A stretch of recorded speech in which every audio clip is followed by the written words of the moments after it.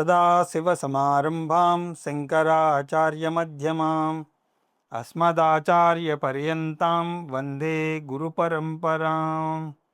హరి ఓం. శ్రీ గురుభ్యో నమః. హరి ఓం.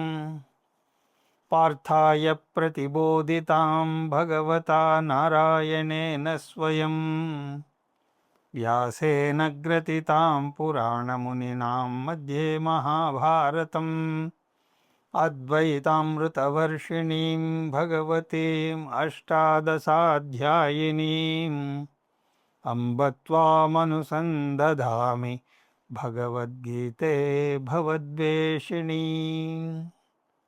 యం బ్రహ్మా వరుణేంద్రరుద్రమరుతస్తున్వంతి దివ్యైస్తవైః వేదై సాంగపదక్రమోపనిషదై గాయంతి యం సామగాః. ధ్యానావస్థితతద్గతేన మనసా పశ్యంతి యం యోగినః. యస్యాంతం న విదుః సురాసురగణాః దేవాయ తస్మై నమః. ఓం శ్రీకృష్ణ పరబ్రహ్మణే నమః. స్మరవారం వారం కార్యక్రమంలో భగవద్గీత జ్ఞానయజ్ఞంలో 133వ రోజు అధ్యయనానికి మీ అందరికీ స్వాగతం. అమానిత్వమదంభిత్వం అహింసా క్షాంతిరార్జవం ఆచార్యోపాసనం శౌచం స్థైర్యమాత్మ వినిగ్రహః.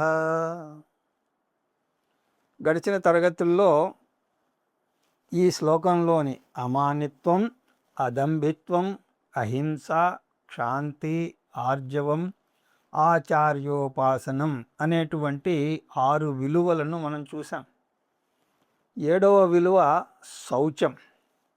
శౌచం అంటే అంతఃశుద్ధి, బాహ్యశుద్ధి కూడా. ఈ 2 వస్తాయి. ఇల్లు, ఇంటి ముందు ఉన్నటువంటి వీధి కూడా బాహ్యశుద్ధిలోకి వస్తాయి. అంతేకాదు మీరు వేసుకునేటువంటి వస్త్రాలంకరణ కూడా దాంట్లోకే వస్తుంది. నిరాడంబరంగా ఉండడం అంటే అశుభ్రంగా ఉండాలి అని అనుకుంటారు కొంతమంది. నిరాడంబరం వేరు, అశుభ్రం వేరు. ఆ తర్వాత బాహ్య శరీర శుభ్రత, ఇవన్నీ కూడా తేలిగ్గా పాటించవచ్చు. కానీ కొంతమందికి ఇవి కూడా చాలా కష్టం. తర్వాత అంశం అంతఃశౌచం. వాక్కు పరంగా శుభ్రతను పాటించాలి. అంటే మంచి మాటలే మాట్లాడాలి. ఈ విషయాన్ని వాచిక తపస్సుగా 17వ అధ్యాయంలో కృష్ణ పరమాత్మే వివరిస్తాడు. అప్పుడు దాన్ని వివరంగా చూద్దాం. తర్వాత మానసిక స్థాయిలో శుభ్రత అంటే మనస్సును ఆరోగ్యకరంగా ఉంచే మంచి మాటలు, మంచి ఆలోచనలే చెయ్యాలి. మనస్సును ఆరోగ్యంగా ఉంచే మంచి ఆలోచనలు ఏమిటి అంటే ఇంతవరకు మనం చూస్తూ వస్తున్నటువంటి విలువలు: అమానిత్వం, అదంభిత్వం, అహింస, క్షాంతి, ఆర్జవం లాంటివి. ఈ విలువలకు భిన్నంగా ఉన్నటువంటి లక్షణాలు మానిత్వం, దంభిత్వం, హింస మొదలైనవి. ఆ ఆలోచనలు మనస్సును కలుషితం చేస్తాయి. అలాంటి కలుషితమైనటువంటి ఆలోచనలు ఉంటే మనస్సు అనారోగ్యంగా ఉంటుంది. అందువల్ల మానసిక శుద్ధిని పెంపొందించే విలువలను అలవర్చుకోవాలి. దీన్ని శౌచం అని అంటారు. ఆ విధంగా 7వ విలువ శౌచం. ఆ తర్వాత స్థైర్యం. స్థైర్యం అంటే స్థిరత్వం. స్థిరత్వం అంటే పట్టుదల, దీక్ష, అంకిత భావం. ఏదైనా పని మొదలు పెడితే ఖచ్చితంగా ఆటంకాలు ఎదురవుతాయి. కొన్ని ఆటంకాలు నిజంగా ఎదురవుతే మరికొన్ని ఆటంకాలను మనమే ఊహించుకుంటాం. అలా ఏ కాస్త ఆటంకం ఎదురైనా సరే వెనుకంజ వెయ్యడాన్ని అస్థిరత్వం అని అంటారు. స్థిరత్వం అంటే పట్టుదలతో ముందుకు సాగడం. ప్రారభ్యతే న ఖలు విఘ్న భయేన నీచై ప్రారభ్య విఘ్న విహతా విరమంతి మజ్జా విఘ్నై పునః పునరపి ప్రతిహన్యమానా ప్రారబ్ధమత్తమజనా న పరిత్యజంతి. భర్తృహరి నీతి శతకంలోనిది ఈ శ్లోకం. ఇందులో భర్తృహరి 3 రకాల మనుషుల గురించి మాట్లాడతాడు. మొదటి రకం వారు నీచ మానవులు. వారు అసలు ఏ పని కూడా మొదలు పెట్టరు. ఎందుకంటే వాళ్ళకి ఓడిపోతామేమోనన్న భయం. వారు గొప్పగా అందరికీ చాటి చెప్పుకుంటూ ఉంటారు, నేను అసలు జీవితంలో ఎప్పుడూ ఓడిపోలేదు అని అంటారు. వారు ఏదైనా చేస్తే కదా ఓడిపోయేయడానికి. రెండవ రకం వాళ్ళు మధ్య రకం. వారు చాలా ఉత్సాహంగా పని ప్రారంభిస్తారు. కానీ ఏదైనా చిన్న ఆటంకం ఎదురైతే చాలు, ఇక బెంబేలెత్తిపోయి చేపట్టిన పనిని ఆపేస్తారు. మూడవ రకం వాళ్ళు ఉత్తమ పురుషులు. వారు చేపట్టిన పనికి ఎన్ని ఆటంకాలు ఎదురైనా సరే ఆత్మస్థైర్యాన్ని కోల్పోరు. ఎన్నిసార్లు కింద పడినా సరే లేచి నిలబడి పట్టుదలతో ముందుకు సాగుతారు. వారు పరిస్థితులకు బానిసలు కారు, పరిస్థితులను తమకు బానిసలుగా చేసుకుంటారు. ఇటువంటి గట్టి పట్టుదలకు ఆదర్శంగా నిలిచింది భగీరథుడు.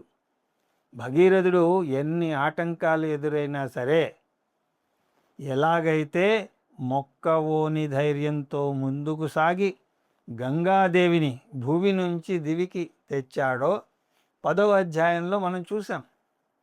క్షీరసాగర మథనం కూడా స్థైర్యం అనే ఈ విలువకు ఉదాహరణ.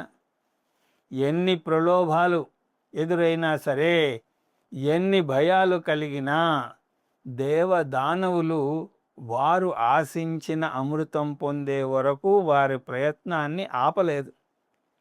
ఉత్తమ గుణం ఉన్నవారే ఇటువంటి విలువలను పాటించగలరు. ఆ విధంగా 8వ విలువ స్థైర్యం. ఆ తర్వాత ఆత్మ వినిగ్రహ. ఆత్మ వినిగ్రహ అంటే మనస్సు శరీరేంద్రియాల నిగ్రహం. మీరు ప్రపంచంతో వ్యవహారం నడపడానికి మీకు 17 అంగాలు ఉన్నాయి. అవేమిటి? పంచ జ్ఞానేంద్రియాలు, పంచ కర్మేంద్రియాలు, పంచ ప్రాణాలు, మనస్సు, బుద్ధి. ఒక్కొక్క చోట మనస్సు బుద్ధితో పాటు చిత్తం అహంకారాన్ని కూడా కలిపి చత్వారి అంతఃకరణాన్ని అని అంటారు. అప్పుడు 19 అంగాలు అవుతాయి. ఈ అంగాల ద్వారానే మీరు జీవితంలో ఏ రంగంలోనైనా సరే రాణించగలరు. ఏదైనా పరికరం వాడే ముందు ఆ పరికరం సరిగా ఉండాలి. అది మీరు చెప్పిన మాట వినాలి. అనేక సార్లు రథకల్పన ఉదాహరణ మనం చూస్తాం. కఠోపనిషత్తులో శరీరం రథమని, ఇంద్రియాలు గుర్రాలని, మనస్సు పగ్గాలని, బుద్ధి రథసారథి అని వస్తుంది. రథసారథికి తన గమ్యం ఏమిటో తెలిసి ఉండాలి. అలాగే గుర్రాలను పగ్గాలతో అదుపులో పెట్టగలిగే నేర్పు కూడా ఉండాలి. గుర్రాలు కూడా బుద్ధిగా సారథి చెప్పినట్టు వెళ్ళగలగాలి. అప్పుడే ఏ ఇబ్బంది లేకుండా గమ్యాన్ని చేరచ్చు. ఇదే సూత్రాన్ని మీకు అన్వయిస్తే మీ మనస్సు మీ ఇంద్రియాలను మీ బుద్ధి చెప్పినట్టుగా బుద్ధిగా వినాలి. ఇవి మీకు ఉపయోగపడే పరికరాలు. మనస్సు ఇంద్రియాలు మీ అదుపులో ఉండాలి, కానీ మీరు వాటి అధీనంలో ఉండకూడదు. మిమ్మల్ని మీరు సరిగా నడిపించుకోలేకపోతే ఒక పెద్ద సంస్థను ఎలా నడిపిస్తారు చెప్పండి? మేనేజ్మెంట్ సైన్స్లో నేర్చుకునేటువంటి మొట్టమొదటి పాఠం మనం అదుపులో పెట్టుకోవాలి. మన నోరుని నియంత్రించగలమా? నోరు అంటే మాట్లాడే నోరు, తినే నోరు, 2 వస్తాయి. మన ఇంద్రియాలను మనం నియంత్రించగలమా? మన రాగద్వేషాలను మనం నియంత్రించుకోగలమా? మనను మనమే అదుపులో పెట్టుకోలేకపోతే ఇక వేరే వారిని ఎలా అదుపులో పెడతాను చెప్పండి? అందువల్ల ముందు నిన్ను నువ్వు ఉద్ధరించుకో అంటుంది శాస్త్రం. ఈ నియంత్రణను ఆత్మ వినిగ్రహ అని అంటారు. ఆత్మ అంటే ఇక్కడ సచ్చిదానంద ఆత్మ కాదు. ఆత్మ అంటే స్థూల సూక్ష్మ శరీర, అలాగే వినిగ్రహ అంటే నిగ్రహం. ఆత్మ వినిగ్రహ అంటే స్థూల సూక్ష్మ శరీరాల యొక్క నిగ్రహం. ఆ ఆత్మ నిగ్రహానికి తోడ్పడుతుంది పతంజలి యొక్క అష్టాంగ యోగం. అందులో ఆసనం, అష్టాంగ యోగాల్లో ఆసనం అన్నమయ కోశాన్ని అదుపులో పెట్టడానికి తోడ్పడుతుంది. శరీరం మనకు సహకరిస్తుందో లేదో చూపిస్తుంది. శరీరాన్ని కింద కూర్చో అని అంటే అది కూర్చోవాలి. కింద కూర్చోమనంగానే మోకాలు నొప్పి, నేనున్నాను అంటూ ముందుకు వస్తుంది. పోనీ అది రాకపోతే నడుం నొప్పి ముందుకు దూసుకొస్తుంది. వీటిని అధిగమించడానికి తోడ్పడుతుంది ఆసనం. మన శరీరం మన చెప్పు చేతల్లో ఉండాలి అని అంటే మనం చెయ్యాల్సినటువంటి ప్రాథమిక కర్తవ్యం ఆసనాలు వేయడం.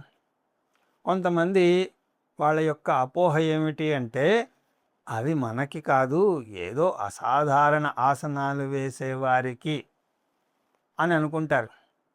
గీతాబోధలో 1 గంట సేపు కుదురుగా కూర్చోగలగడానికి ఆరోగ్యకరమైనటువంటి శరీరం కావాలి. దానికి ఈ ఆసనం అనే అంశం చాలా తోడ్పడుతుంది. రెండవది ప్రాణాయామ. అష్టాంగ యోగాల్లో ప్రాణాయామం ప్రాణమయ కోశాన్ని అదుపులో పెట్టడానికి తోడ్పడుతుంది. ప్రత్యాహార అంటే అష్టాంగ యోగంలోని ప్రత్యాహారం అన్నది ఇంద్రియాలను అదుపులో పెట్టడానికి తోడ్పడుతుంది. ధారణ, ధ్యానం, సమాధి ఈ 3 కలిపి మనస్సును అదుపులో పెట్టడానికి తోడ్పడతాయి. ఇవి చిత్త ఏకాగ్రతకు తోడ్పడతాయి. చిన్మయానంద స్వామి ఎప్పుడు చెప్తూ ఉండేవారు, మిన్ను విరిగి మీద పడ్డా తెలియనంత ఏకాగ్రతతో బోధను వినాలి అని. కానీ మనం ఏం చేస్తాం? ఏదైనా బోధకు వెళితే బోధ వింటూ ఉండగా ఎవరైనా ఆలస్యంగా వస్తే వెంటనే మన దృష్టి వాళ్ళ మీద పడుతుంది. ఆ వచ్చిన వ్యక్తి అతని నఖశిఖ పర్యంతం గమనిస్తాం. అతను ఏ దుస్తులు వేసుకున్నాడో, ఎలా నడుస్తున్నాడో ఇవన్నీ చూస్తాం. ఏకాగ్రత కాస్త చెదిరిపోతుంది. సమాధి అంటే ఇక బాహ్య ప్రపంచ దృష్టి ఉండకూడదు. సమాధి అంటే అది ఒక సిద్ధి కాదు. సమాధి అంటే ఏ పని చేసినా సరే దాని మీద చిత్త ఏకాగ్రత చూపడం. ఆ విధంగా అష్టాంగ యోగంలో పేర్కొనబడినటువంటి 8 యమ, నియమ, ఆసన, ప్రాణాయామ, ప్రత్యాహార, ధారణ, ధ్యాన, సమాధి ఇవన్నీ కూడా జ్ఞాన యోగ్యతా ప్రాప్తిని ఇస్తాయి. కానీ జ్ఞానాన్నేమీ ఇవ్వవు. యోగం ఎన్నడూ కూడా జ్ఞానాన్ని కానీ మోక్షాన్ని కానీ ఇవ్వదు. యోగం ఆత్మ వినిగ్రహాన్ని ఇస్తుంది. అది పొంది వేదాంతానికి వచ్చి గురువు ద్వారా శాస్త్రాన్ని అధ్యయనం చేయాలి. ఆ విధంగా 9వ విలువ ఆత్మ వినిగ్రహం. ఇంతవరకు కొన్ని విలువలను చూసాం. శారీరక ఆరోగ్యం బాగుందని ఎప్పుడు చెప్పగలరు? బీపీ కానీ, షుగర్ కానీ, కొలెస్ట్రాల్ కానీ లేకపోతే ఆరోగ్యంగా ఉన్నారు అని చెప్పగలరు. అలాగే మానసిక ఆరోగ్యం బాగుందని చెప్పడానికి కూడా మానసిక శాంతి ఉండాలి.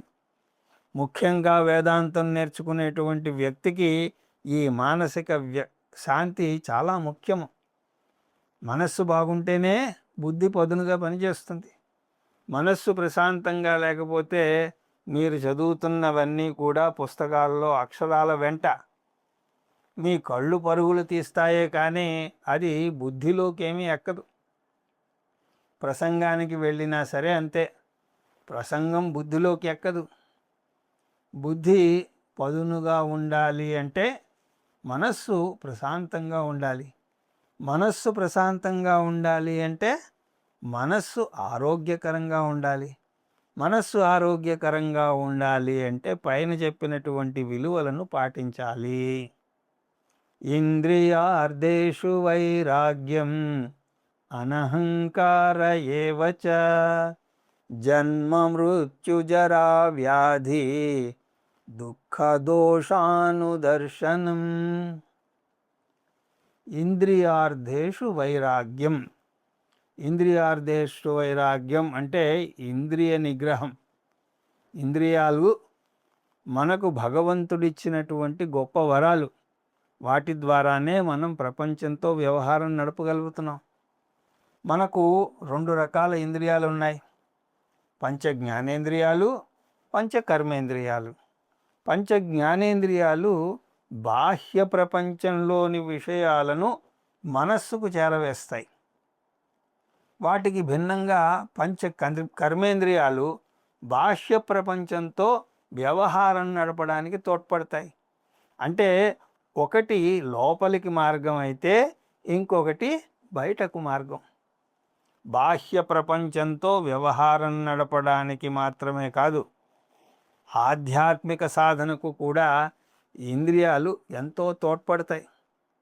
ఆ విధంగా మనకు తోడ్పడడానికి ఇవ్వబడినటువంటి ఈ పరికరాలు మన ఆధీనంలో ఉండాలి.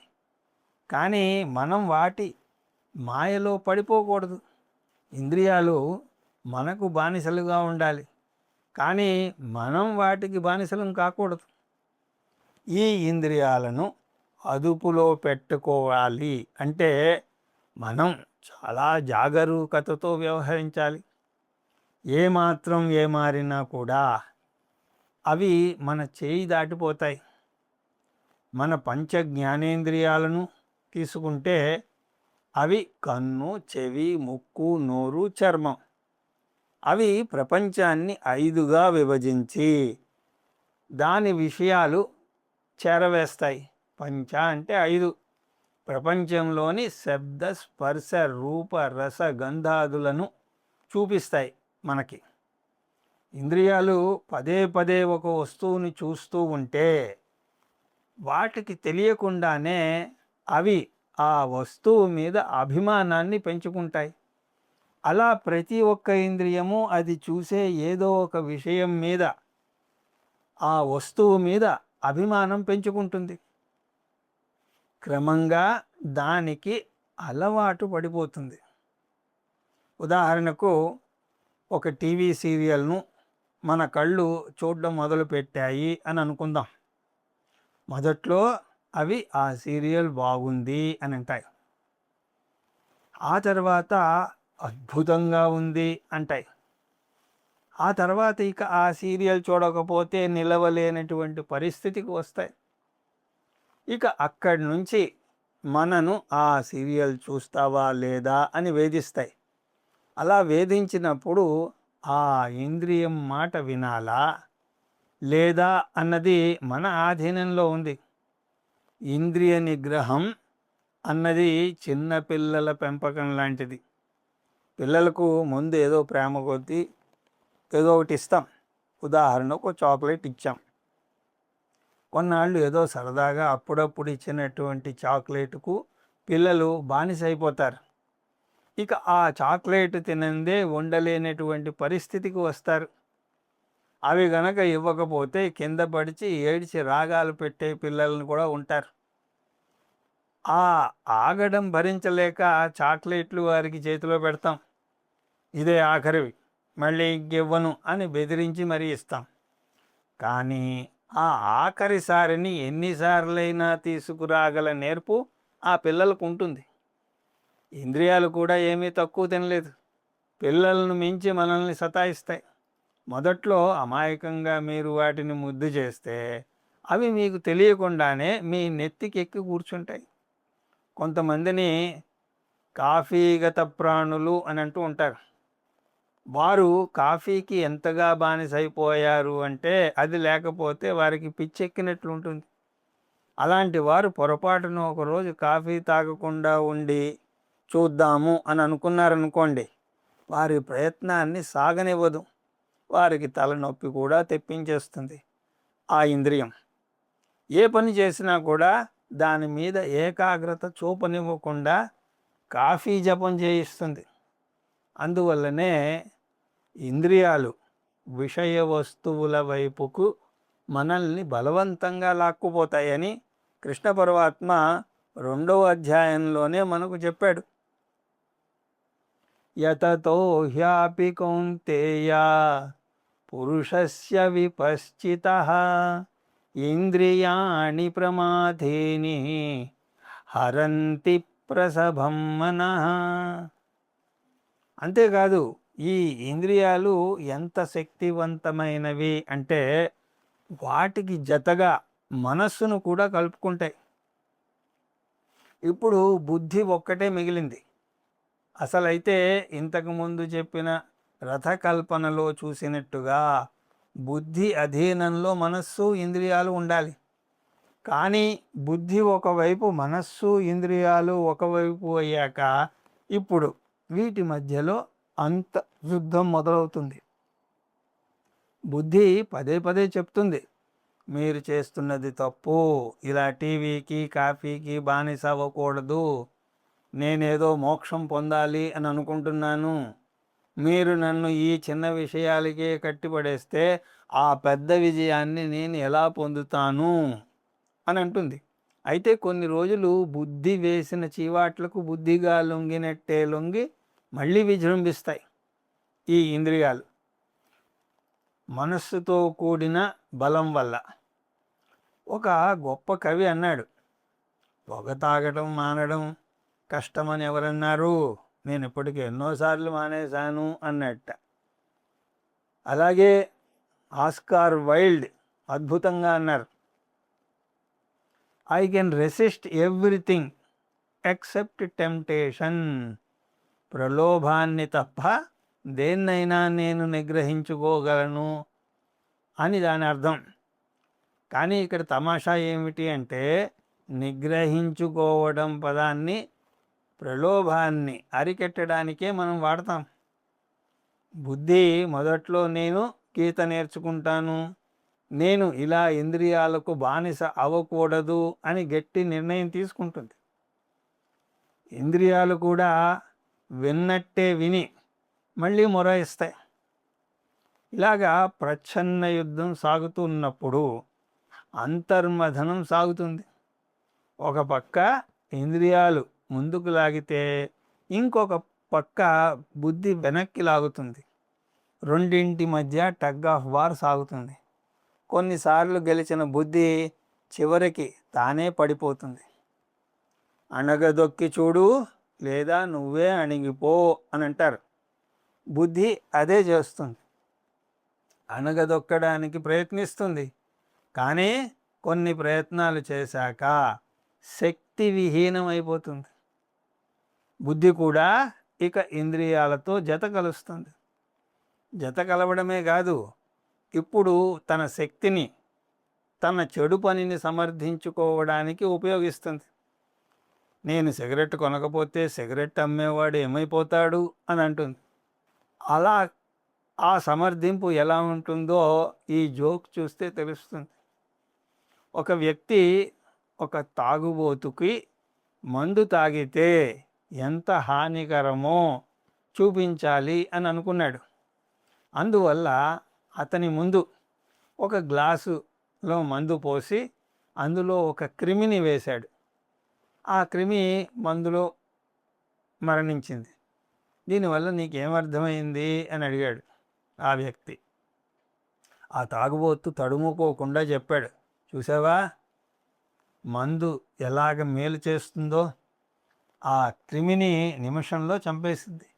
అలాగా నేను మందు తాగడం వల్ల నాలో ఉన్న క్రిములన్నీ కూడా మరణిస్తాయి. దానివల్ల నా కడుపు శుద్ధి అవుతుంది. అది బుద్ధి చేసేటువంటి పని. ఏ తప్పు పని చేసినా దాన్ని సమర్థించుకునే తెలివితేటలు కూడా దానికి ఉంటాయి. పూజ్య స్వామీజీ అంటారు, ఏ వ్యసనం తీసుకున్నా సరే మొదటిసారి మాత్రమే మీకు నో అనగలిగే హక్కు ఉంటుంది. తాగుడు, సిగరెట్టు కూడా రుచి చూడకుండా ఉన్నంత వరకే వాటి నుంచి తప్పించుకోగలరు. కానీ పొరపాటున ఎలా ఉంటుందో చూద్దామా అని ఒకసారి ప్రయత్నించారో అంతే సంగతులు. వాటికి మీరు బానిసలు కావాల్సిందే. అందువల్లనే ఇంద్రియాల విషయంలో ఎప్పుడూ అప్రమత్తతో ఉండాలి. అందువల్లనే మీరు క్రమం తప్పకుండా చేసే పనులకు ఒకరోజైనా సరే నో అనటం నేర్చుకోవాలి. అలా నో అనగలగడం నేర్పించడానికి మన శాస్త్రం అనేక విధాలైనటువంటి తపస్సులను, వ్రతాలను, ఉపవాసాలను అలవాటు చేసింది. ఈ ఇంద్రియ నిగ్రహాన్ని ప్రత్యాహారం అని పతంజలి తన యోగ శాస్త్రంలో పేర్కొంటే, వేదాంత శాస్త్రం దమము అని అంది. సాధన చతుష్టయ సంపత్తిలో శమదమాది షట్క సంపత్తి అని వస్తుంది. దమము అంటే ఇంద్రియ నిగ్రహం. దీనినే కృష్ణ పరమాత్మ ఇంద్రియార్థేషు వైరాగ్యం అని అన్నాడు. ఇంద్రియార్థేషు అంటే దమం, వైరాగ్యం అంటే ద్వేషం పెంచుకోవడం అని కాదు, బంధకత్వం లేకపోవడం అని అర్థం. ఆనందం అనుభవించవచ్చు, కానీ దానికి బానిస అవ్వకూడదు. అది ఎలా తెలుస్తుంది అంటే, దేని నుంచి ఆనందం పొందాలో మీరు నిర్ణయించుకోవాలి, కానీ ఇంద్రియాలు నిర్ణయించకూడదు. అందువల్ల ఇంద్రియ నిగ్రహం చాలా ముఖ్యమైనటువంటి విలువ. ఆ విధంగా 10వ విలువ ఇంద్రియార్థేషు వైరాగ్యం. ఆ తర్వాత అనహంకార. అనహంకార అంటే అహంకారం లేకపోవడం. అహంకారం అంటే గర్వం, పొగరు. అనహంకారం అంటే గర్వము, పొగరు లేకపోవడం. అమానిత్వం అంటే కూడా గర్వం లేకపోవడం అని చూసాం. మళ్ళీ ఎందుకండి కృష్ణ పరమాత్మ అదే లక్షణాన్ని ఇంకొక మాటలో చెప్తున్నాడు అని మీరు అడగచ్చు. కానీ మామూలుగా అమానిత్వం, అహంకారాల పదాలు యొక్క అర్థం ఒకటే అయినా సరే, ఈ సందర్భంలో వాటి మధ్య ఉన్న సూక్ష్మ భేదాన్ని మనం గమనించాలి. అమానిత్వం అంటే ఆలోచన స్థాయిలో గర్వం, అది లేకపోవడం. మననం అంటే ఆలోచన స్థాయి, అంటే ఆలోచనలో కూడా నేను ఇంతవాణ్ణి అంతవాణ్ణి అని అనుకోకపోవడం. దీన్ని అమానిత్వం అని అంటారు. అనహంకారం అంటే వాచిక స్థాయిలో గర్వం లేకపోవడం. అహం ఇది కారణం అహంకార. కొంతమంది ఎంతసేపు నేను, నాది, నా వారు అని అంటూనే ఉంటారు. మీరు ఏ విషయం చెప్పండి, వారికి దాన్ని పూర్తిగా తమ వైపు తిప్పేసుకుంటారు.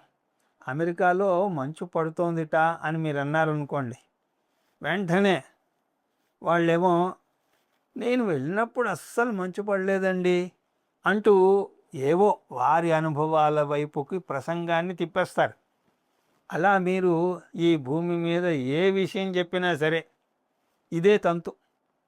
సొంత డబ్బా వచ్చేస్తుంది, ఎంతసేపు ఆత్మస్థుతే ఉంటుంది. అయితే ఇది అదంబిత్వం విలువలోకి వస్తుందా అంటే దానికి దీనికి కూడా చిన్న సూక్ష్మ భేదం ఉన్నది.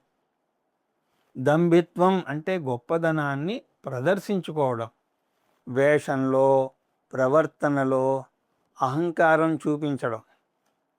అహంకారం అంటే మాటలు కోటలు దాటడం, తన గురించి గొప్పగా చెప్పుకోవడం. అమానిత్వం, అనహంకారం, అదంభిత్వం మూడు కూడా 3 స్థాయిల్లో గర్వం లేకపోవడాన్ని చూపిస్తాయి. అమానిత్వం అంటే మానసిక స్థాయిలో గర్వం లేకపోవడం. అనహంకారం అంటే వాచిక స్థాయిలో గర్వం లేకపోవడం. అదంభిత్వం అంటే కాయిక స్థాయిలో గర్వం లేకపోవడం.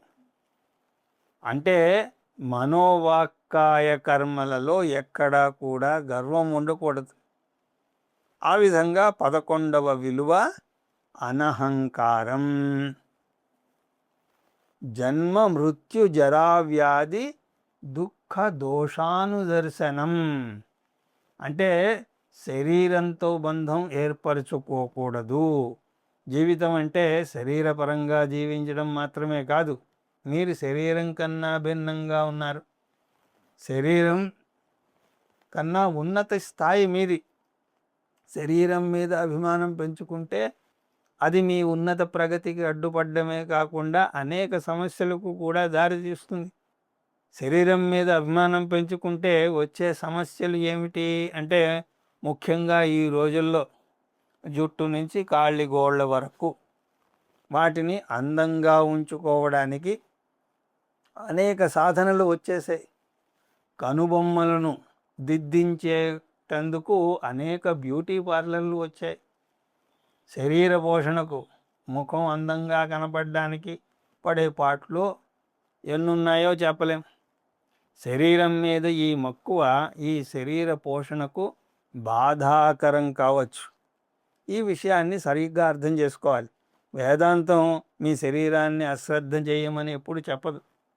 నిజానికి శరీరం ఆరోగ్యకరంగా ఉంటేనే మీరు మీ ఆధ్యాత్మిక సాధన కానీ ఇటు మీ లౌకిక సాధన కానీ చేయగలుగుతారు. కానీ వేదాంతం చెప్పేది ఒకటే, ఇంకొక సాధ్యం పొందడానికి శరీరాన్ని సాధనగా మలచాలి, కానీ దాన్నే సాధ్యంగా భావించకూడదు.